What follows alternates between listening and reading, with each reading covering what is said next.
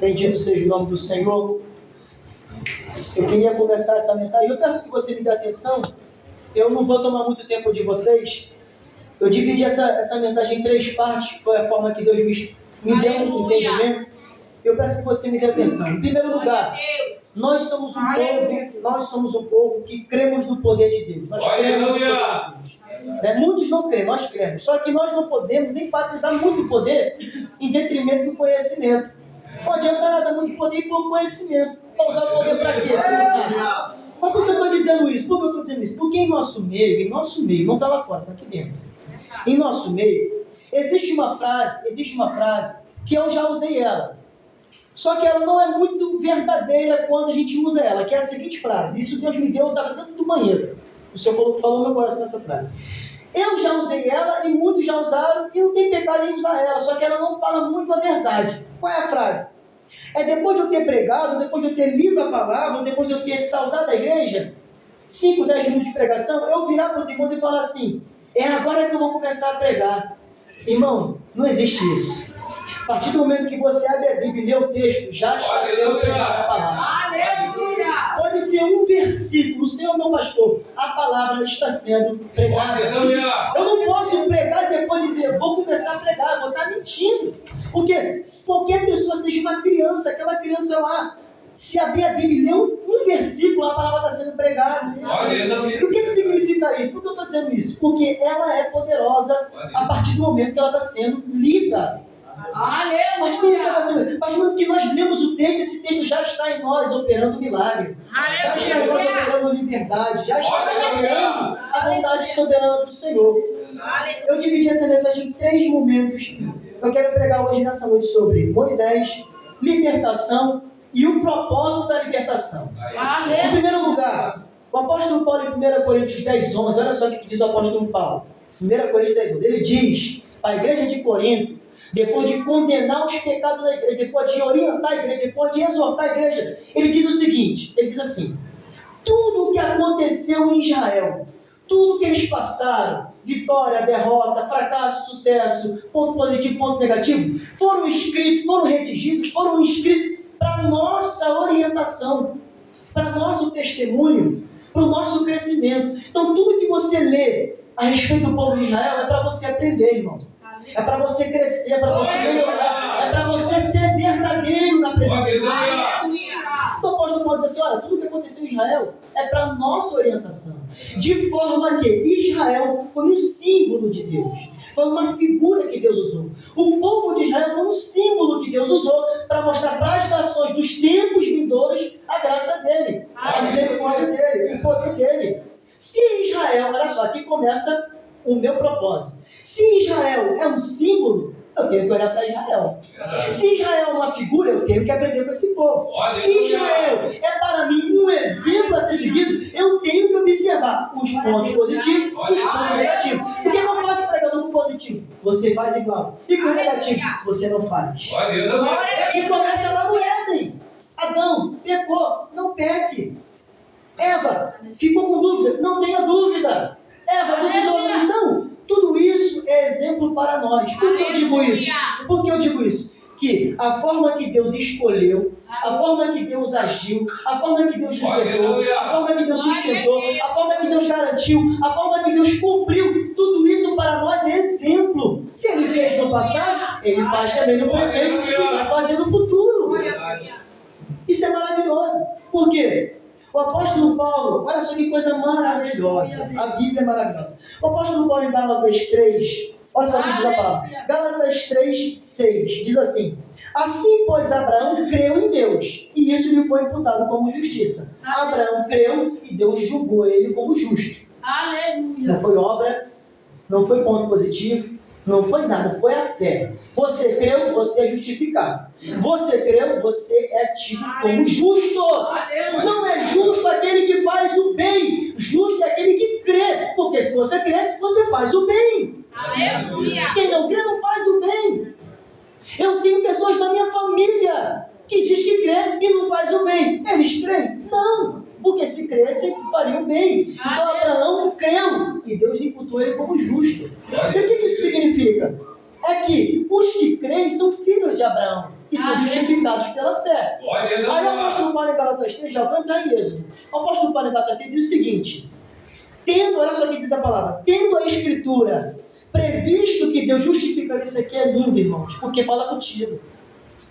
Tendo a Escritura é a Bíblia, previsto, a visão de Deus, que os gentios iriam crer, disse Abraão, em ti serão benditas todas as famílias da terra. Observe que Deus estava revelando para Abraão o que ele iria fazer no futuro. Quando Deus disse para Abraão, em ti serão benditas todas as famílias da terra, Deus sabia que todas as famílias iriam crer, e ao crer iriam ser justificados. Isso aqui é muito forte. Por que eu estou dizendo tudo isso? Porque Abraão é um modelo a ser seguido por mim e por você. Quando o assunto é fé. E por que Abraão é um modelo? Porque foi para Abraão que Deus prometeu. Deus não prometeu nada para Adão. Deus não prometeu nada para Enoque, Matusalém, Noé. Deus prometeu para Abraão. É em Abraão que começa a promessa de libertação. É em Abraão que começa a promessa de redenção. Dita pelo Senhor, prometida pelo Senhor, garantida pelo Senhor. E o apóstolo Paulo, em Efésios 1,13, diz assim, Efésios 1,13. Olha só. Efésios 1,14. O qual o Espírito Santo é o penhor da nossa herança. O que eu quero dizer para a igreja é o seguinte: da mesma maneira que Deus tinha uma promessa com Abraão, de libertar a sua semente e lhe dar uma terra como herança, Deus tem essa promessa comigo. Deus tem essa promessa contigo. E como nós sabemos que isso é verdade? Porque Deus prometeu para Abraão e enviou um libertador. Deus prometeu para a igreja e enviou um libertador, o Espírito Santo. Paulo está fazendo um paralelo entre a história de Israel e a história da igreja. Paulo vai dizer assim: da mesma maneira que Deus prometeu a Abraão e enviou Moisés para cumprir, Deus também nos deu o Espírito Santo, que nos dá garantia de libertação. O Espírito Santo me dá garantia de libertação. O Espírito Santo, irmão, vou falar um negócio aqui, não quero saber se você vai gostar. O Espírito Santo me dá garantia de ser rico. O Espírito Santo me dá garantia de ser poderoso. O Espírito Santo me dá garantia de ser famoso. O Espírito Santo não me dá garantia de ser bem recebido onde eu entrar, não. O Espírito Santo me dá garantia de salvação. Salvação é o que o Espírito Santo me garante. Se eu vou ser rico, se eu vou ser próspero, se eu vou ser famoso, isso Deus vai fazer na vida se Ele quiser. Então, você tem garantia de salvação. Se você vai ser rico, se você vai ser próspero, se você vai ter um comércio, um empresário, eu não sei. Mas que você vai ser salvo, tem uma promessa que garante que você vai ser salvo. Por que eu digo isso? Porque se cumpriu o tempo de Deus libertar o povo de Israel. Se cumpriu o tempo de Deus libertar o povo de Israel. E em Êxodo 3, olha só. Deus é o mesmo que chama e que envia. E aqui eu quero dizer isso para você que machuca a gente. Machuca a gente. Por quê? Quando nós paramos para meditar que é Deus que me chama e é Deus que me envia, eu não fico triste se o meu líder não me enxergar. Eu não fico triste se alguém não me aprovar. Eu não fico triste se alguém não me elogiar. Eu não fico triste se alguém me aplaudir, porque não é essa pessoa que está incumbida de me aprovar. Porque é Deus que me chama e é Deus que me envia. Êxodo 3,4 diz assim, Êxodo 3,4, Moisés está lá no Sinai, vendo a sarça se queimando e não se consumindo. Aí o texto diz, Moisés disse, virarei para ver esta grande visão. Quando Deus vê, Deus sabe de tudo, mas Deus está esperando a nossa reação. Quando Deus vê que Moisés está virando para ver a visão, Deus fala assim, Moisés, Moisés. Ali começa o chamado de Moisés, quando o Senhor chama o seu nome. Quando o Senhor fala Moisés, Moisés, Ele estava o chamando. Quem te chamou foi Deus. Quem me chamou foi Deus. Foi Deus que falou o meu nome. E por isso eu fui liberto. E você é liberto. Então o chamado vem do Senhor. Êxodo 3,4, o Senhor chama Moisés, Moisés, tira a sandália dos teus pés. Essa é uma terra santa. E é Ele que envia. Êxodo 3,10. Depois de Deus chamar, se apresentar, eu sou Deus de Abraão, Isaac e Jacó, Ele fala assim, Êxodo 3,10. Vem, pois, agora e eu te enviarei. Olha só que coisa linda, irmão. Você está preocupado com tanta coisa da terra e Deus está te chamando e te enviando. Você está preocupado com tantas dificuldades e Deus está te chamando para te enviar. Você está preocupado com tantos problemas e Deus está te chamando para te enviar. Ele chama e Ele envia. Aleluia. Não depende da aprovação de ninguém. O meu líder pode me desaprovar, mas o Senhor pode me aprovar. O meu líder pode não reconhecer a minha chamada, mas o Senhor me deu uma chamada. O meu líder pode não me aplaudir como um bom obreiro, mas o Senhor me tem como um bom obreiro. Essa é o maior ensino da Bíblia.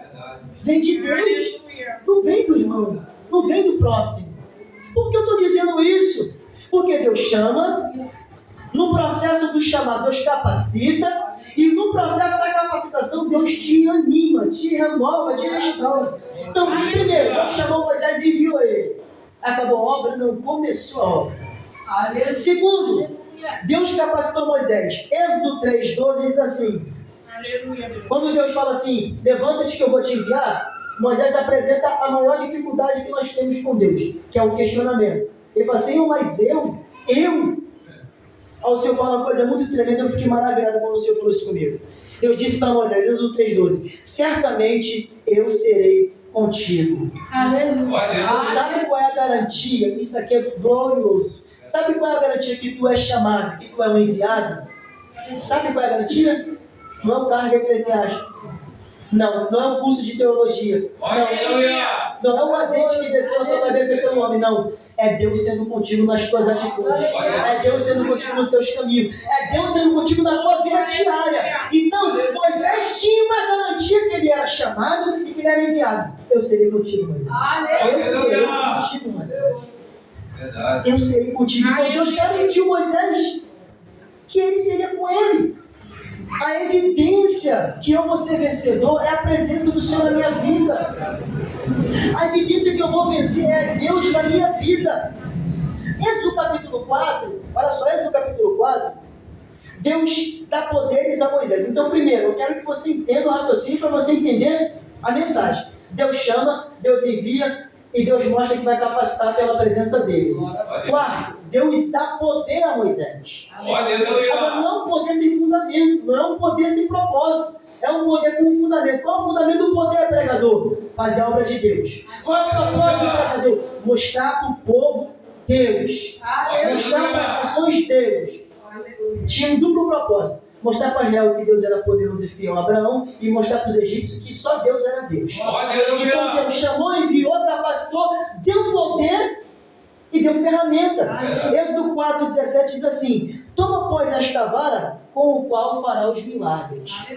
Deus te colocou ferramenta na tua mão? Deus tem te dado ferramenta na tua mão? Você tem visto isso? Você tem reconhecido isso? Você tem sido grato a Deus? Hoje foi um dia que eu só agradeci a Deus, porque eu reconheci tudo que Ele faz na minha vida. Tudo. E eu cheguei para Deus e falei o seguinte, Senhor, é verdade que muitas coisas o Senhor ainda não fez, mas eu quero somente te agradecer pelo que o Senhor já fez. Terceiro, mesmo isso aqui, meu Deus do céu, mesmo você sendo chamado, mesmo você sendo enviado, mesmo você sendo capacitado, mesmo você tendo poder, mesmo você tendo ferramenta, você se frustra. Mesmo com todo esse bojo de bênção, tem dificuldade. Por quê? Quando Moisés foi para o Egito falar com o Faraó, tu acha que o Faraó ouviu? Tu acha que o Faraó falou, não, tá bom, pode ir. Não, o Faraó resistiu. E Êxodo 5, nós estamos chegando em Êxodo 6. Êxodo 5 diz que Moisés e Arão vão ao Faraó, pede para o Faraó libertar o povo, pede para o Faraó deixar o povo sair. Sabe o que o Faraó fala? Quem é o Senhor para que eu deixe Israel sair? Ao invés de Faraó acatar Moisés, e Moisés fala assim, nossa, esse Deus é poderoso mesmo. Ele falou, eu falei, então tudo certo. Ao invés de ter frutos, teve uma resposta negativa, teve um não. É assim na minha e na tua vida, irmão. A frustração não descaracteriza a tua chamada. O não descaracteriza a tua chamada. O inimigo te afrontar não descaracteriza a tua chamada. Porque eu não sei se você está entendendo a mensagem. Isso aí é entre tu e Deus. Mas eu quero te dizer que Moisés e Arão vão ao Egito debaixo de uma palavra, debaixo de autoridade, debaixo de poder, e dá tudo errado. Aleluia. Moisés e Arão vão lá no palácio de Faraó entregar a palavra do Senhor. Quem aqui tem pregado a palavra do Senhor? Quem aqui tem pregado a palavra do Senhor? Aleluia. Mas o fato de você pregar a palavra do Senhor não significa que nada vai dar errado. Deu errado. E diz no texto do Êxodo 5, a partir do versículo 14, que ao invés de Faraó aceitar a palavra de Moisés, ele fala, quem é o Senhor? e fala assim, olha só, não dou mais palha para os israelitas não. Não dou mais palha para eles não. Manda eles pegar palha e produzir a mesma quantidade de tijolos. Não facilita não. Começa a açoitar mais. Começa a ser mais duro. Ou seja, imagina comigo Moisés. Deus envia, Deus dá uma palavra, Deus dá uma direção e as coisas pioram. As coisas pioram. Aí Moisés volta e foi o texto que você leu comigo. Moisés volta para o Senhor e diz assim, no versículo 22. Então, tornando-se Moisés ao Senhor, disse, Senhor, por que fizeste isso ao teu povo? Por que me enviaste? A primeira coisa que acontece na minha vida e na tua vida, isso aqui é terrível, porque o diabo usa disso. A primeira coisa que acontece dentro do meu coração e dentro do seu, quando as coisas estão erradas, é questionar se nós fomos verdadeiramente chamados. A primeira coisa é quando aparece enfermidade, quando aparece luta, quando aparece crise, é você duvidar da tua identidade. Quando na verdade isso não tem a ver com identidade, irmão. Isso tem a ver com processos. Era um processo que Deus estava tendo com Moisés. O fato de dar errado, o fato das coisas saírem do controle, não significa que Deus não está no barco, na situação. Só significa que está passando por um processo. Porque Moisés vai e dá tudo errado. Aí ele volta para o Senhor, olha só a resposta de Deus para mim e para a sua vida nessa noite. E disse o Senhor a Moisés, por que fizeste isso? Por que me enviaste? Porque desde o dia que me apresentei a Faraó para falar no teu nome, ele maltratou o povo e de maneira nenhuma livrou o povo. Versículo 1 do capítulo 6. Então disse o Senhor a Moisés, agora verás o que hei de fazer a Faraó, porque por uma mão poderosa os deixará ir.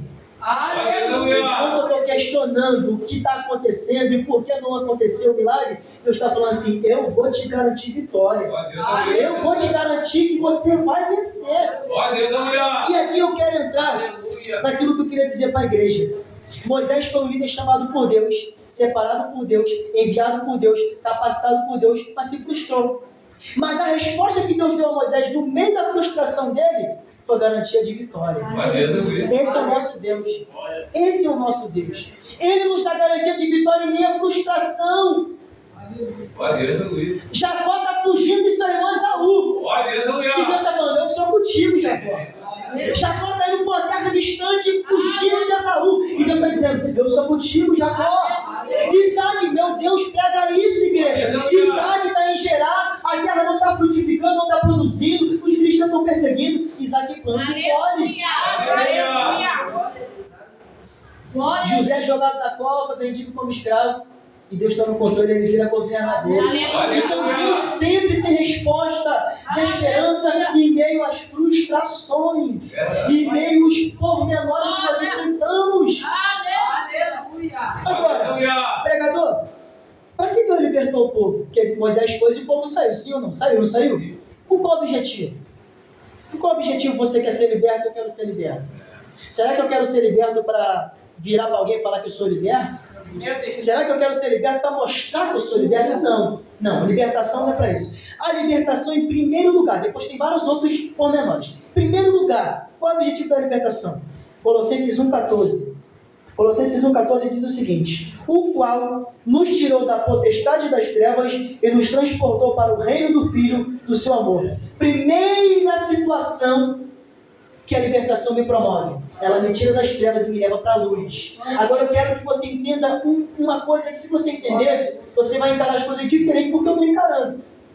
Quando o texto diz que Deus tirou das trevas, me tirou das trevas, porque eu não sou crente de berço. Um dia eu já fui do mundo, vivi nos vícios, vivi no pecado. Quando Deus me tira das trevas e me leva para a luz, nós temos que entender que é uma luta entre dois reinos. O reino das trevas e o reino da luz. Se existem dois reinos, entenda isso comigo. Se existem dois reinos, a pessoa que está no reino tem uma identidade e a pessoa que está no outro reino tem outra identidade. Por que isso? A pessoa que está no reino das trevas, ou seja, quem está no mundo, como nós costumamos dizer, quem está no mundo sem Cristo, ela tem uma identidade. Que identidade é essa, pregador? Identidade de escravo. A pessoa, quando é tirada das trevas e colocada na luz, ela tem outra identidade. Qual é essa identidade? Ela é livre. Então, quando o texto está dizendo que Deus te tirou do reino das trevas para o reino da luz, é que você era escravo e agora você é livre. Você não tinha autoridade, agora você tem. Você não tinha escolha, porque quem no mundo tem escolha? Ninguém, irmão. Vive para satisfazer a carne, vive para pecar. Agora, o crente não, ele é livre. Ele peca sem não vigiar, sem não orar, sem não jejuar. Então, nas trevas eu sou escravo, na luz eu sou livre. Agora, segundo, nas trevas eu sou réu da morte. Nas trevas eu sou um réu da morte. Uma hora ela vem buscar. Na luz não, eu sou filho. E a Bíblia diz que a morte não tem poder sobre os filhos. Porque Jesus disse, aquele que comer da minha carne e beber do sangue, tem a vida eterna. Ainda que morra, viverá. Então a libertação, usando como exemplo Israel, tem um objetivo. Te trazer vida. Te trazer liberdade. Te trazer vida abundante. Segundo, Deus fez uma promessa, e em Êxodo 6,7, olha o que diz a palavra do Senhor. Eu vos tomarei por meu povo, você está com a Bíblia aberta aí? Eu vos tomarei por meu povo e serei vosso Deus. Aqui está o segundo objetivo. Primeiro, a libertação é para te trazer vida, e para te trazer eternidade. Ainda que você morra, você vai viver. Então você vai estar vivo. Aleluia. Se eu morrer hoje, eu estou vivo com o Senhor na eternidade. Então, primeiro, a promessa é para trazer vida e abundância, vida eterna. Segundo, é para trazer comunhão e relacionamento com Deus. Deus não libertou Israel para ser uma grande nação. Não.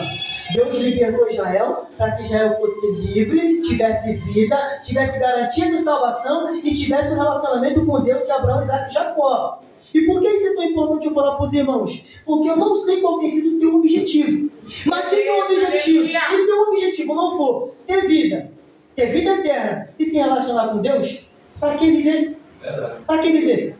Porque o propósito de Deus para Israel era trazer liberdade, trazer vida, trazer garantia de eternidade e trazer relacionamento com o Deus de Abraão. Olha só que coisa tremenda. Meu Deus, isso é lindo, eu estava estudando hoje, eu aprendi isso hoje, irmão. Quando o faraó diz assim, Êxodo 5:2, quem é o Senhor para que eu envie Israel ao deserto? Ele fez uma pergunta. Essa pergunta, basicamente, era a pergunta do povo. Olha só, faraó não era crente, era ímpio. Fez a mesma pergunta que os israelitas fizeram. Porque quando Moisés chegou lá, o Senhor me enviou a voz para vos libertar. Os israelitas também perguntaram, quem é o Senhor? Aleluia. Aí ele teve que dizer, o Senhor é o Deus que escolheu Abraão, é o Deus que deu para Abraão Isaac, e é o Deus que deu para Isaac, Jacó e Esaú, e estabeleceu uma aliança com Isaac, e para Israel deu 12 filhos, e vocês estão aí hoje até hoje. Então foi necessário Moisés trazer para o povo todo o passado, para que o povo entendesse quem era o Senhor. E quando o faraó, quero que você entenda, quando o faraó perguntou quem é o Senhor, tu acha que foi Moisés que defendeu Deus? Não precisa você defender Deus. Êxodo 6, versículo 3 diz assim, eu apareci a Abraão, Isaac e Jacó como Deus Todo-Poderoso, mas pelo meu nome não lhes fui conhecido. Sabe o que Deus está dizendo aqui? Depois você estuda em casa, você lê em casa. Sabe o que Deus está dizendo aqui? Todo mundo, Abraão, Isaac, Jacó, José, os 12 filhos de Israel, me conheciam como El Shaddai, Deus Todo-Poderoso. Mas agora eu sou o que sou. Eu sou o Senhor. Sabe o que significa isso que Deus está dizendo? Como você estuda. É que Deus abriu a porta do conhecimento de quem Ele é. Ou seja, Abraão conhecia Deus de uma forma, Isaac conhecia Deus de uma forma, Israel conhecia Deus de uma forma, os 12 patriarcas conheciam Deus de uma forma, só que Deus queria ser conhecido mais no profundo. E como é que Deus é conhecido mais no profundo? Quando você é livre. Jovens, a liberdade que Deus quer dar para vocês é para vocês conhecer mais o próprio Deus. A liberdade que Deus quer dar para mim conhecer mais o Senhor. Não é para me ser grande, não é para me ser rico, não é para me ser próspero, é para me conhecer o meu Jesus. Ao ponto que eu venho a falar como Paulo falou, essa vida que eu estou vivendo, não vivo mais a minha. Não vivo mais me preocupando com as coisas da minha natureza, eu vivo preocupando com a natureza de Deus. Terceiro, já para não enfadar os irmãos, terceiro, glória a Deus. A liberdade, ela tem um ponto alto. Isso aqui eu fiquei, meu Deus do céu, maravilhado. porque é justamente o que eu quero na minha jornada com Cristo. A liberdade que Deus te dá, que Deus deu para todos nós aqui, ela tem um ponto alto. O que é um ponto alto? O ápice. Não tem como estar mais alto do que esse ápice. E qual é o ápice, pregador? A liberdade tem um ponto alto. E o ponto alto da liberdade... O ponto alto da liberdade, o ponto alto da liberdade é você conhecer Deus plenamente. Você conhecer o Senhor plenamente. Presta atenção aqui em mim. Tirei o microfone já para não tirar a atenção dos irmãos. O ponto alto da liberdade que Deus me deu, te deu e vai te dar ainda mais, é você conhecer Deus plenamente. É você conhecer o Senhor. É você conhecer o Senhor. Então, o que eu estou dizendo para os irmãos é que, se você não tiver sede de conhecimento, a liberdade que Deus te deu não está sendo usada da maneira correta. Se você não tiver sede por isso aqui, pela palavra, conhecer Deus, não conhecer para mostrar que tem conhecimento para o próximo, não conhecer para pregar bem, não conhecer para saber quem é o teu Deus, você não vai estar usando a liberdade. Porque em Êxodo 19, quando o povo saiu do Egito, foi para o deserto, chegou no Sinai e Moisés subiu, olha só o que diz a palavra do Senhor. Êxodo 19, olha só o que diz o Senhor ao povo. Êxodo 19, meu Deus do céu, versículo 3. E subiu Moisés a Deus e o Senhor disse, vós tendes visto o que fiz com os egípcios, e como vos levei sobre as asas das águias, e vos trouxe para mim. Aleluia. Glória a Deus. Basicamente, o propósito de Deus entrar no Egito por meio de Moisés e Arão e libertar o povo, foi para trazer o povo para ele. Para quê? Para dizer que tem um Deus? Para dizer que tem um Deus? Não, para conhecer esse Deus, para se relacionar com esse Deus, para ter intimidade com esse Deus. Ou seja, então, o que eu quero dizer? A nossa libertação, a nossa liberdade é para conhecer Jesus. É para ver Jesus. Aleluia. Não com esses olhos, porque esses olhos não vão verá, mas com o coração e com o Espírito Santo que está em nós. Então Deus quer me libertar, Deus quer te libertar para você conhecer o Senhor. Olha só, o povo queria o cumprimento das promessas. Sempre foi assim, sempre vai ser. O povo sempre vai querer reivindicar, questionar pelo cumprimento das promessas. Aleluia. Nós estamos enganados. Porque maior e melhor, olha só, anotei aqui, maior e melhor do que eu querer as promessas cumpridas na minha vida, maior e melhor, anotei aqui, maior do que a liberdade é conhecer a Deus. Maior do que eu ter promessas cumpridas na minha vida, porque tem muitas ainda que Deus me prometeu, é eu conhecer Jesus. Não ser mais enganado por falso mestre. Não ser mais enganado por pregadores que estão preocupados só com a vida deles. Não ser mais enganado pelo diabo. Não ser mais enganado pelas falsas doutrinas. Eu tenho liberdade de conhecer Deus e saber quando é Deus e quando não é. Porque os nossos dias são dias maus. Tem demônios nos púlpitos. Tem demônios usando homens e mulheres. E tem povo aplaudindo. Tem demônio falando em língua estranha. Isso só acontecerá comigo quando eu conhecer Jesus, quando eu conhecer Deus, porque ao conhecer Deus, Deus fala, eu escuto. Então, melhor e maior do que eu ter liberdade somente para ter, é eu conhecer Deus. Versículo 7 de Êxodo 6 diz assim, versículo 7 de Êxodo 6, já estou terminando. Versículo 7 de Êxodo 6, eu vos tomarei por meu povo e serei vosso Deus. Agora, olha o que diz a parte B, assim sabereis que eu sou o Senhor vosso Deus. Eu anotei aqui, o verbo saber no hebraico, aqui estamos lendo em português, mas o verbo saber no hebraico não é igual no português.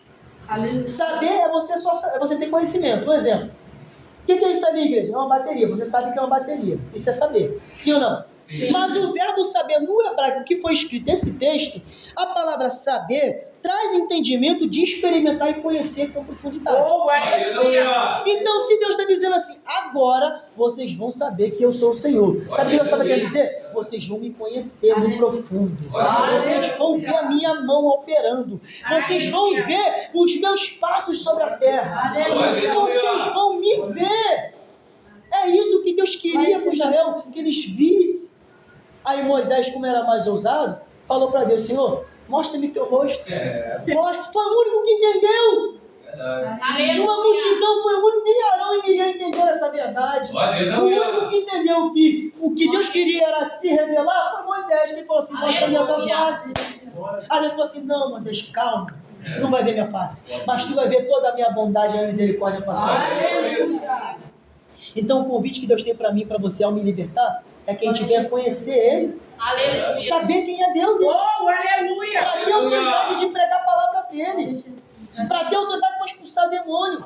Para ter autoridade de ser usado para curas e milagres.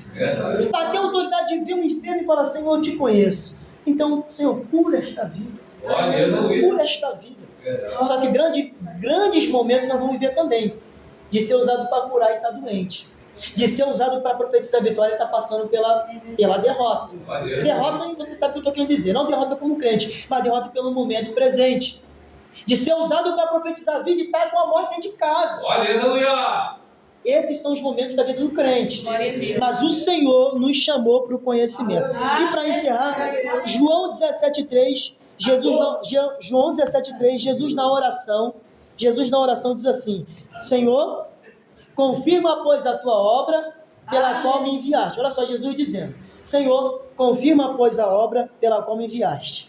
Que conheçam a ti, por Deus e a Jesus Cristo, a quem enviaste. E lá em Jeremias 9,22, o Senhor censurando, observe, que Deus não está preocupado com o mundo.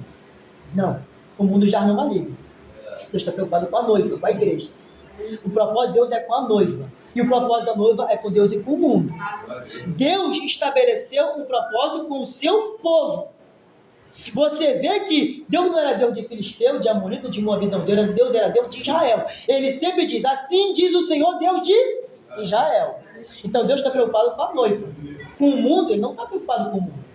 O mundo já não é maligno. Então, lá em Jeremias 9,22, quando Deus usa o profeta Jeremias para censurar os sacerdotes, os profetas e os levitas, Ele diz assim: não se glorie o sábio na sua sabedoria, nem se glorie o rico na sua riqueza, nem se glorie o poderoso na sua força. Mas, se alguém quer se gloriar, glorie em me conhecer. E me entender. Olha só, me conhecer e me entender. Porque quem conhece Deus, entende Deus.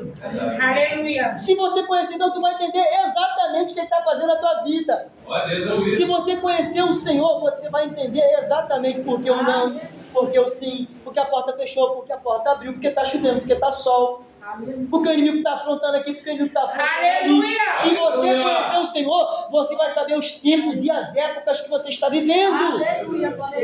Eu vi um pregador recentemente pregar uma mensagem muito linda, e ele me trouxe um entendimento novo. Ele falou que Paulo disse assim, esqueci agora onde foi a referência, não sei se é em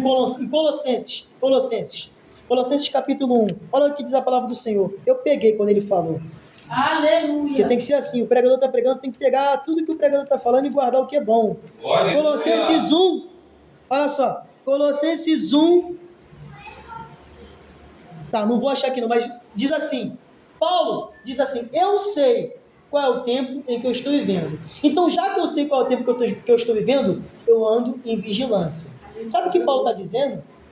Ele estava tão assim com Deus, que Deus estava dando entendimento dele, entender qual era aquele tempo que ele estava vivendo. Quem eram os inimigos, quais eram os perigos, o que ele podia fazer, o que ele podia não fazer, o que ele podia contar, o que ele não podia contar. Então, ao conhecer Jesus, e ele falou isso diversas vezes, que ele conhecia Jesus. Lembra que ele falou que foi até o terceiro céu, em 2 Coríntios 12? Ele falou que ao conhecer Jesus, Jesus deu para ele as estratégias de batalha.